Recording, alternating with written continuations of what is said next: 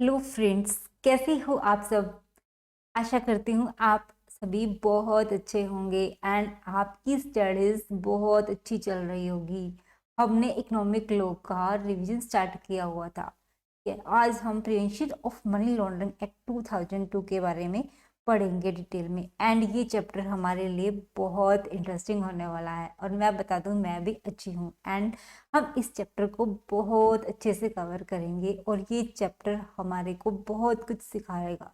And इसमें हम क्या जानेंगे, सबसे पहले हम इसमें मनी लॉन्ड्रिंग की डेफिनेशन के बारे में पढ़ेंगे। तो what is money laundering? Money laundering जो है वो कपड़ा लॉन्ड्रिंग के बराबर होता है। जैसे कपड़ा लॉन्ड्रिंग में क्या होता है, जिसमें डर्टी क्लोथ्स को वॉश करके वाइट क्लोथ्स में कन्वर्ट किया जाता है। इसी तरह तो आप पूछेंगे कि यहाँ मनी लॉन्ड्रिंग वर्ड क्यों यूज किया गया है। तो मनी लॉन्ड्रिंग में क्या होगा, जो ब्लैक मनी है, ठीक है, जो इलीगल मनी है या जो ब्लैक मनी है उसको वॉश करके वाइट मनी में कन्वर्ट किया जाता है।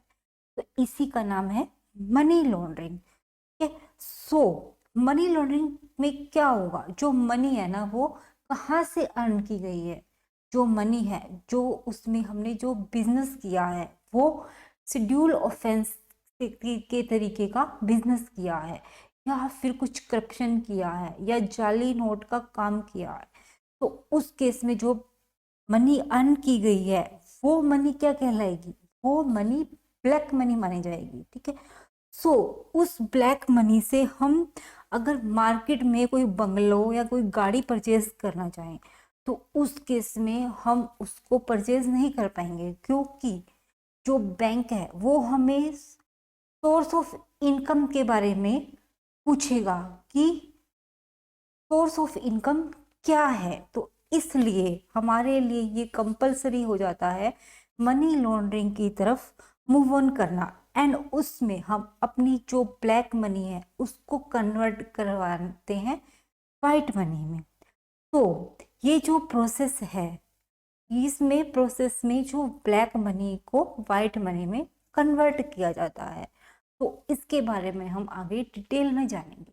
तो prevention of money laundering act 2002, जैसा कि चैप्टर के नाम से पता चल रहा है कि इस एक्ट का पर्पस क्या है, मनी लॉन्ड्रिंग को प्रिवेंट करना, यानी कि मनी लॉन्ड्रिंग से रिलेटेड एक्टिविटीज को प्रिवेंट करना। और ये एक्टिविटीज के बारे में, इनके बारे में बताया गया है कि जो ब्लैक मनी है वो कैसे बनाई जाती है, कैश स्मगलिंग से या फिर स्ट्रक्चरिंग से जो ब्लैक मनी अर्न की जा सकती है, या laundering via real estate, stock market scams भी एक तरीका है ब्लैक मनी को अर्न करने का, creating bogus companies and booking false incomes, hawala, drug trafficking, bribery and corruption, kidnapping and extortion. तो ये जो सारे मेथड्स हैं ब्लैक मनी अर्न करने के मेथड्स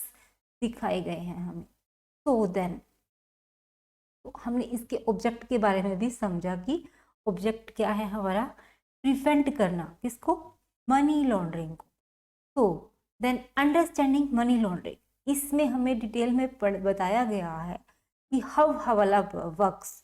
जो हवाला ट्रांजेक्शन्स होती हैं, देखो हवाला ट्रांजेक्शन्स होती हैं, इसमें जो हम क्या करते हैं, जो हमारी ब्लैक मनी है उसको हम इंडिया से आउट ऑफ इंडिया भेजते हैं। ठीक है, मान लो हमें 10 लाख रुपीज इंडिया से आउट ऑफ इंडिया यूएसए में भेजने हैं। ठीक है, तो क्या करना होगा, जो इंडिया में जो एजेंट है जिसको हम हवाला ब्रोकर भी बोलते हैं, वो एजेंट को हम पैसा देंगे 10 लाख रुपीज, और जो वो एजेंट है वो अपने कलीग को जो कि यूएसए में है उसको 10 लाख रुपीज देने के लिए बोलेगा, यूएसए में जिस बंदे को हमें ही वो 10 लाख रुपीज देने हैं। तो इस तरीके से जो हवाला ट्रांजेक्शन जो है वो वर्क करता है। और ये ट्रांजेक्शन किस तरीके से की जाती है, जो हम पैसा जो ट्रांसफर कर रहे हैं इसमें, ठीक है, उस मनी में हम एक्सचेंज रेट यूज नहीं करते जो आरबीआई ने प्रिस्क्राइब की गई है, और इस तरीके से जो है ब्लैक मनी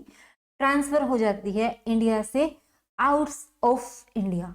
सो ये एक तरीका है जो हवाला ट्रांजैक्शन है, वो ब्लैक मनी को आउट ऑफ इंडिया भेजने का एक वे है।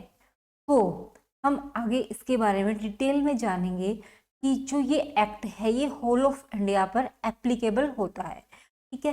सो देन मनी लॉन्ड्रिंग क्या है? Money laundering means whosoever directly और इनडायरेक्टली, यानी कि डायरेक्टली कनेक्टेड है कोई पर्सन अगर डायरेक्टली मनी लॉन्ड्रिंग से रिलेटेड एक्टिविटीज में कनेक्टेड है, या इनडायरेक्टली मान लो अगर एक मिस्टर बी को बोला गया कि आप एक मर्डर के 20 लाख रुपए ले लेना, तो उसमें क्या होगा? तो उस मिस्टर बी को भी मनी लॉन्ड्रर माना जाएगा, ठीक है, जो इनडायरेक्टली भी मनी लॉन्ड्रिंग से रिलेटेड एक्टिविटीज में रिलेटेड है, ठीक है। सो देन, और इसमें एक मेन वर्ड जो है नोइंगली वर्ड बहुत इंपॉर्टेंट है।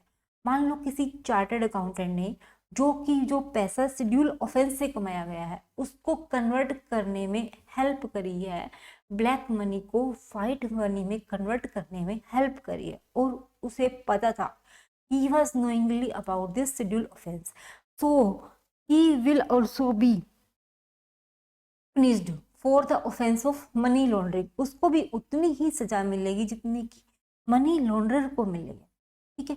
एंड इंक्लूडिंग इट्स कंसीलमेंट, या कोई प्रॉपर्टी ऐसी है जो मनी लॉन्ड्रिंग से रिलेटेड एक्टिविटीज से ली गई है और उसको कंसील किया गया है या पोजेशन में है, या कोई मनी लॉन्ड्रिंग से रिलेटेड, मान लो आपने 2-3 गाड़ियां खरीदी है और वो गाड़ियां किसी और के पोजेशन में है, तो जिस इंसान के पोजेशन में वो गाड़ियां हैं तो उसको भी मनी लॉन्ड्रर माना जाएगा। या एक्विजिशन है, जो एक्वायर कर रहा है उसको भी मनी लॉन्ड्रर माना जाएगा, या जो उन गाड़ियों को या उस बंगला को यूज कर रहा है उसको भी मनी लॉन्ड्रर माना जाएगा।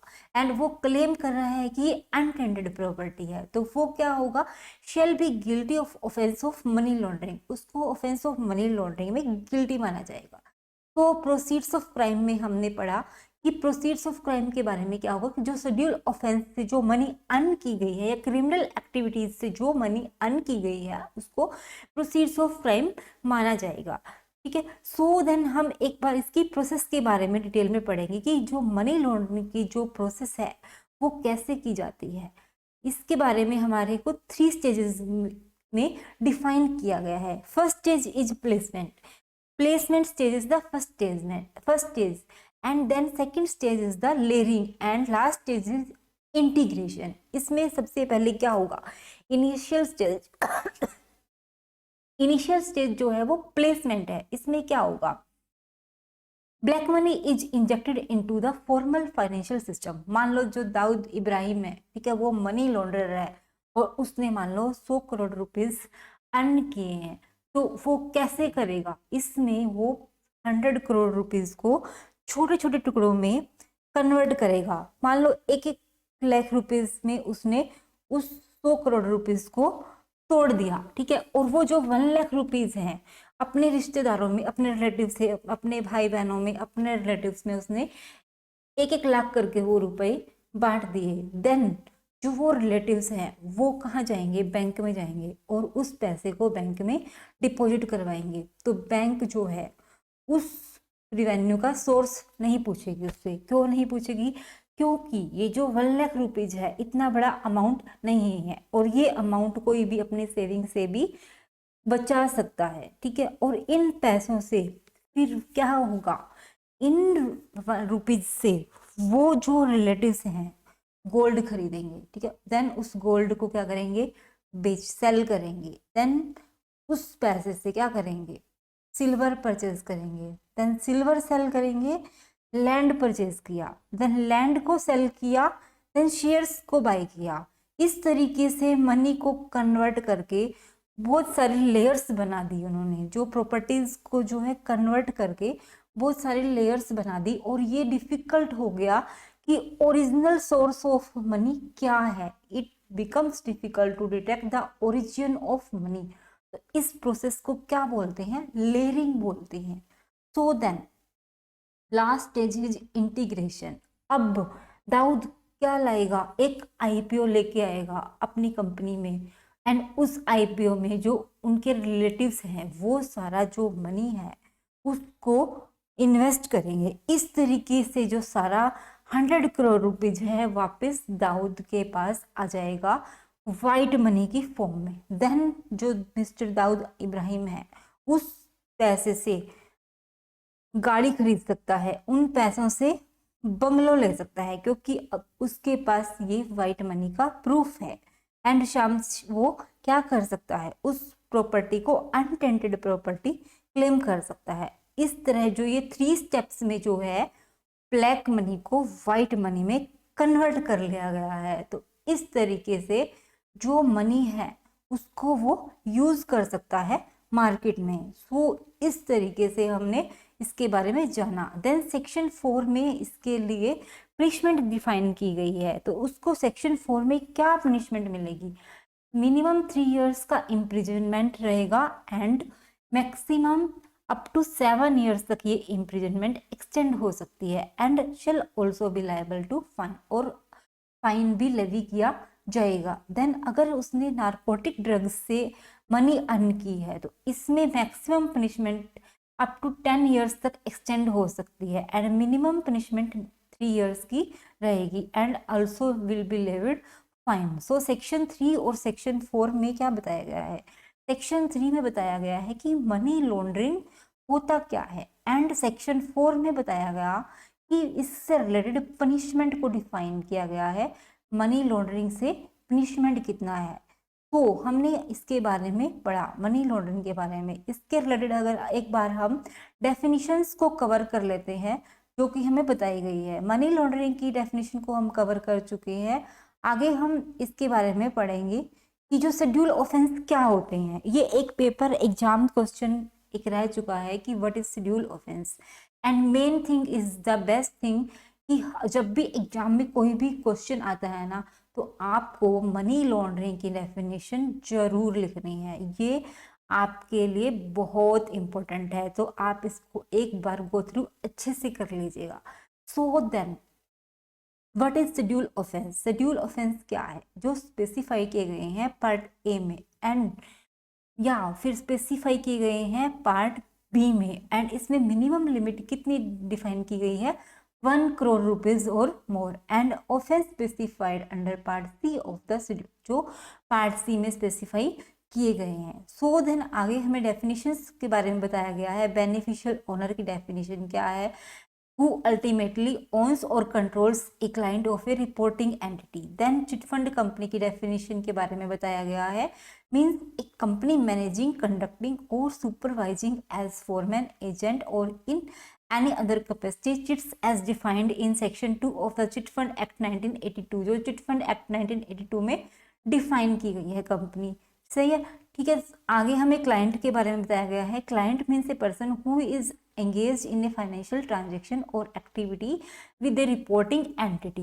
तो देन आगे फाइनेंशियल इंस्टीट्यूशंस कौन से होते हैं, फाइनेंशियल इंस्टीट्यूशन जो है as defined in section 45 of the Reserve Bank of India Act 1934 and includes a chit fund company, a housing finance institution and an authorized person, a payment system operator, a non-banking financial company and the Department of Posts in the Government of India।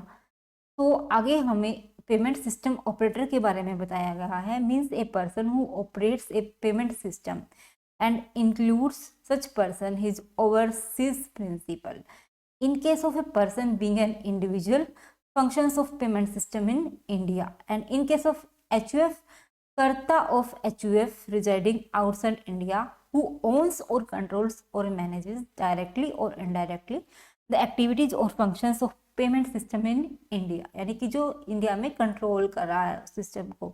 In case of a company, a firm, an association of person, a body of individual, an artificial judicial person whether incorporated और not, such company, firm, association of persons, body of individuals, artificial judicial person incorporated or registered outside India or existing as such and which owns or controls or manages directly or indirectly the activities or functions of payment system in India, यानी कि जो India में control कर रहा है, ठीक है। So then आगे हमें रिपोर्टिंग एंटिटी के बारे में बताया गया है। रिपोर्टिंग एंटिटी किसको बोलते हैं? जो बैंक है, बैंकिंग कंपनी को रिपोर्टिंग एंटिटी के बारे में के नाम से जाना जाता है। देन वैल्यू को क्या मानेंगे? वैल्यू क्या होगी? फेयर मार्केट वैल्यू कंसिडर करेंगे। देन हमने सेक्शन 3 और सेक्शन 4 के बारे में हम पढ़ चुके हैं एंड ये बहुत इंपॉर्टेंट है हमारे लिए। देन हम सेक्शन 5 पर बढ़ते हैं, attachment of property involve in money laundering. तो उस केस में जो प्रॉपर्टी है वो जो मनी लॉन्ड्रिंग से कमाई गई है, ठीक है, तो उस प्रॉपर्टी को क्या किया जाएगा? अटैच किया जाएगा। इसमें मेनली जो अथॉरिटी है, जो पामला, इसको हम पामला के नाम से भी जानते हैं, prevention of money laundering act. तो इसमें जो ईडी जो है ना, वो एक मेन अथॉरिटी है जो क्या करेगा, उसमें जो डायरेक्टर है, एनी अदर ऑफिसर है ईडी में जो अपॉइंटेड है, not below the rank of deputy director authorised by the director has reason to believe, अगर उनको ऐसा लगता है कि जो प्रॉपर्टी है वो मनी लॉन्ड्रिंग से रिलेटेड है, तो उस प्रॉपर्टी को क्या किया जाएगा? अटैच किया जाएगा, प्रोविजनली अटैच किया जाएगा for a period of maximum 180 days, मतलब मैक्सिमम 180 डेज के लिए अटैच किया जाएगा। और इसमें कंडीशन क्या है? या तो उनको क्या हुई है? रिपोर्ट मिली है, report has been forwarded to magistrate, और complain has been filed by a person authorised to investigate, और ए सिमिलर रिपोर्ट और कंप्लेन हैज बीन मेड और filed under the corresponding law of any other country. तो अगर in between, अगर high court से stay लिया है money launderer ने, तो उस केस में मैक्सिमम 30 डेज और एक्सटेंड किए जा सकते हैं प्रोविजनल अटैचमेंट के लिए। तो देन फॉरवर्ड एक copy of attachment to adjudicating authority, जो डायरेक्टर है, जो यानी कि ईडी में जो अपॉइंटेड है ना, जो डिप्टी डायरेक्टर, तो वो क्या करेगा? एक कॉपी फॉरवर्ड करेगा। किसको करेगा? एडजुडिकेटिंग अथॉरिटी को करेगा, कि जो प्रॉपर्टी उसके पोजीशन में है, तो उससे रिलेटेड जो डॉक्यूमेंट्स है उनकी जो कॉपी है वो एडजुडिकेटिंग अथॉरिटी को फॉरवर्ड करेगा। इसमें period of validity of attachment order जो हमने पढ़ा 180 डेज रहने वाला है। तो no effect on the right to enjoy the property in case in between, जो प्रॉपर्टी प्रोविजनली अटैच की गई है उसमें जो पर्सन है, जो मनी लॉन्ड्रर है, उस प्रॉपर्टी को एंजॉय कर सकता है, यूज कर सकता है। This section shall not prevent the person interested in the enjoyment of immovable property attached from such enjoyment. Complaint against the attachment before the adjudicating authority, तो director or any other officer who provisionally attaches any property shall within a period of 30 days from such attachment file a complaint stating the facts of such attachment before the adjudicating authority। तो adjudicating authority को 30 days के अंदर अंदर जो है वो इसके regarding भेज देगा, प्रॉपर्टी के रिगार्डिंग भेज देगा। तो then from section 6 adjudicating authorities composition powers extra, appointment of adjudicating authority, इसमें जो सेंट्रल गवर्नमेंट है वो किसको अपॉइंट करेगी? एडजुडिकेटिंग अथॉरिटी को अपॉइंट करेगी। इसमें कंपोजिशन ऑफ एडजुडिकेटिंग अथॉरिटी क्या रहने वाला है? Adjudicating authority shall consist of a chairperson and 2 other members, however 1 member each shall be a person having experience in the field of law, administration, finance और accountancy. तो then आगे हमें इसमें बताया गया है ट्रांसफर ऑफ मेंबर, जो एक मेंबर को एक बेंच से दूसरे बेंच में भी ट्रांसफर किया जा सकता है। ट्रांसफर ऑफ केस, अगर कोई केस है या कोई मैटर है उसको भी एक बेंच से दूसरे बेंच में ट्रांसफर किया जा सकता है। If at any stage of the hearing of any case और matter it appears to the chairperson और मेंबर दैट द केस और matter is of such a nature that it ought to be heard by a bench consisting of 2 members, the case or matter may be transferred by the chairperson or as the case may be, तो उसको transfer किया जा सकता है दूसरे bench में, to such bench as the chairperson may deem fit. Term of office क्या रहने वाला है? किसका? चेयरपर्सन और मेंबर का जो टर्म रहेगा वो मैक्सिमम 5 years का रहेगा और up to maximum age of 65 years तक का टर्म रहने वाला है। तो पेमेंट ऑफ सैलरी और अलाउंसेस जो है वो सेंट्रल गवर्नमेंट डिसाइड करेगी, जो सेंट्रल गवर्नमेंट ने प्रिस्क्राइब किया है। Then filing of vacancy, filling of vacancy, जो वैकेंसी है उसको कैसे फिल किया जाएगा? जो कि central government shall appoint another person in accordance with the provisions of this act to fill the vacancy. Resign from office, अगर किसी चेयरपर्सन या मेंबर को रेजिग्नेशन देना है तो वो नोटिस इन राइटिंग देगा और continue to hold office until the expiry of 3 months from the date of receipt of such notice or until a person duly appointed as his successor enters upon his office, जब तक कि कोई नया successor नहीं आता, और until the expiry of his term of office whichever is earliest।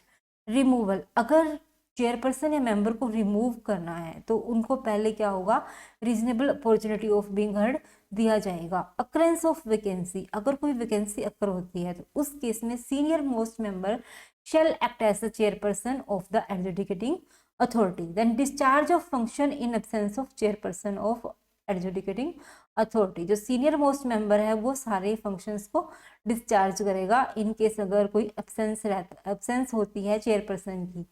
तो then powers of adjudicating authority to regulates its own procedure, इसमें क्या है, adjudicating authority shall not be bound by the procedure laid down by the code of civil procedure 1908। तो then आगे हमें section 8 के बारे में बताया गया है एडजुडिकेटिंग।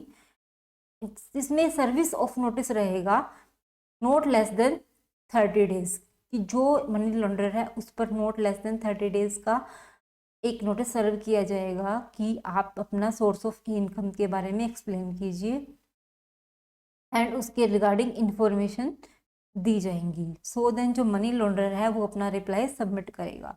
इसमें जो ऑर्डर ऑफ ए क्या रहेगा, वो कंसिडर करेगा रिप्लाई को जो कि मनी लॉन्ड्रर ने सबमिट किया है। उसके बाद वो क्या करेगा, hearing the aggrieved person and the director और any other officer authorized by him in this behalf, taking into account all relevant materials placed on record before him, record a finding whether all or any of the properties referred to in the notice issued are involved in money laundering। Order for attachment retention of property, इसमें क्या होगा, फिर वो confirm करेगा कि confirm the attachment को confirm करेगा। जो कौन करेगा अटैचमेंट को, एडजुडिकेटिंग अथॉरिटी। देखिए पहले जो ईडी है, ईडी ने उस प्रॉपर्टी को अटैच किया, प्रोविजनली अटैच किया। देन जो एडजुडिकेटिंग अथॉरिटी है मनी लॉन्ड्रर से वो क्या मांगेगा, रिप्लाई मांगेगा, उसका सोर्स ऑफ इनकम पूछेगा। अगर मनी लॉन्ड्रर के बाद से ऐसा लगा कि वो जो प्रॉपर्टी है मनी लॉन्ड्रिंग से रिलेटेड है तो वो उस प्रॉपर्टी को अटैच करने का कंफर्म ऑर्डर दे देगा एंड वो प्रॉपर्टी अटैच कर ली जाएगी, फाइनल कंफर्मेशन मिल जाएगा। कंफर्मेशन ऑफ प्रोविजनल ऑर्डर, यानी कि जो प्रॉपर्टी प्रोविजनली अटैच की गई थी तो उसका फाइनल ऑर्डर दे देगा on confirmation of commission of act, यानी कि जो एडजुडिकेटिंग अथॉरिटी है फाइनल अटैचमेंट कर लिया जाएगा उस प्रॉपर्टी को। तो then where a property stands confiscated to the central government, जब वो प्रॉपर्टी सेंट्रल गवर्नमेंट की कन्फिस्केशन में आ जाएगी तो क्या होगा, तो स्पेशल कोर्ट क्या करेगी, special court in such manner as may be prescribed may also direct the central government to restore such confiscated property और part thereof a claimant with the legitimate interest in the property. अगर special court को ऐसा लगता है कि जो property है वो मनी लॉन्ड्रिंग से रिलेटेड नहीं है और उस केस में जो स्पेशल कोर्ट है ये डायरेक्शन दे सकता है कि प्रॉपर्टी को रीस्टोर कर दिया जाए उस इंसान को जिससे ये प्रॉपर्टी हमने कन्फिस्केट की थी, अगर ये प्रॉपर्टी मनी लॉन्ड्रिंग से रिलेटेड नहीं है। और अगर वो प्रॉपर्टी मनी लॉन्ड्रिंग से रिलेटेड एक्टिविटीज से है तो उस प्रॉपर्टी को क्या कर लिया जाएगा, कन्फिस्केट कर लिया जाएगा या रिलीज कर दिया जाएगा अगर वो मनी लॉन्ड्रिंग से रिलेटेड एक्टिविटीज में इन्वॉल्व नहीं थी property. Then vesting of property in central government under section 9 where an order of confiscation has been made, अगर confiscation order has been made by central government उस case में जो property है उसको confiscate कर लिया जाएगा। All the rights and title in such property shall vest absolutely in central government and which property will be free from all एनकम्बरेंसेस, यानी कि अगर मनी लॉन्ड्रर ने बैंक से उस प्रॉपर्टी के अगेंस्ट लोन उठा रखा है तो वो प्रॉपर्टी फ्री फ्रॉम एनकम्बरेंसेस रहेगी। देन स्पेशल कोर्ट और adjudicating authority as the case may be, after giving an opportunity of being heard to any other person interested in the property attached under this chapter or seized or frozen, is of the opinion that any encumbrance or the property or leasehold interest has been created with a view to defeat the provisions of this chapter. तो हमने इसके बारे में पढ़ा. Then the property जो है वो waste करेगी सेंट्रल गवर्नमेंट में और वो property free from all encumbrances रहेगी. देन हम सेक्शन 10 के बारे में पढ़ेंगे. Management of properties confiscated under this chapter. तो उस प्रॉपर्टी को मैनेज कौन करेगा? सेंट्रल गवर्नमेंट मैनेज करेगी. सेंट्रल गवर्नमेंट में by order publish in official gazette appoint as many of its officers as it think fit to perform the functions of an administrator. The administrator appointed by the central government shall manage the property. जो administrated है, जो कि central government का appointed बंदा है, वो क्या करेगा? मैनेज करेगा. In relation to which an order has been made in such manner and subject to such conditions as may be prescribed. The administrator shall also take such measures as the central government may direct to dispose of the property which is vested in the central government. अगर administrator को ऐसा लगता है कि जो property है money laundering से related activities से नहीं है तो उसको रिलीज भी कर सकता है या फिर वो कन्फिस्केट करेगा अगर वो प्रॉपर्टी मनी लॉन्ड्रिंग से रिलेटेड एक्टिविटीज में इन्वॉल्व है. आज हमने सेक्शन 10 तक कवर किया है और ये चैप्टर हम आगे डिटेल में पढ़ेंगे. नेक्स्ट क्लास में हम सेक्शन 11 से स्टार्ट करेंगे और आगे डिटेल में इसके बारे में बहुत ही अच्छे से ये चैप्टर करेंगे क्योंकि ये चैप्टर हमारे लिए बहुत इंपॉर्टेंट रहने वाला है. तब तक आप इसको एक बार अच्छे से दोबारा पढ़ लीजिएगा एंड हम मिलते हैं नेक्स्ट क्लास में. ओके देन, तब तक खुश रहिए, मुस्कुराते रहिए.